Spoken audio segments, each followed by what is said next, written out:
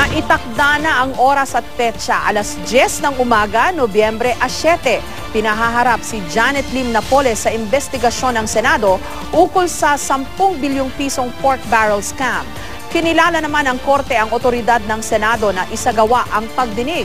Samantala, nauna nang sinabi ni Ombudsman Conchita Carpio Morales na ipauubayan niya sa Senado ang desisyon ukol rito.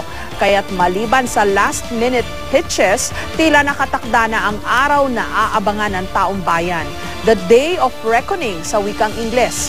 Si Napoles tatanungin na tungkol sa mga isyong nagpaliyab ng damdamin ng maraming Pilipino. Isang showdown ang inaasahan. Si Napoles sa isang banda at sa kabila, mga whistleblower.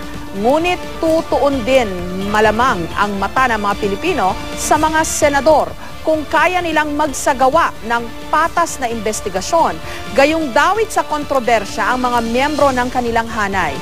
Isa nga itong hamon, ngunit isa rin itong pagkakataon para sa Senado na makabawi sa nadungisang imahe. Isang pagkakataon na sana huwag masayang.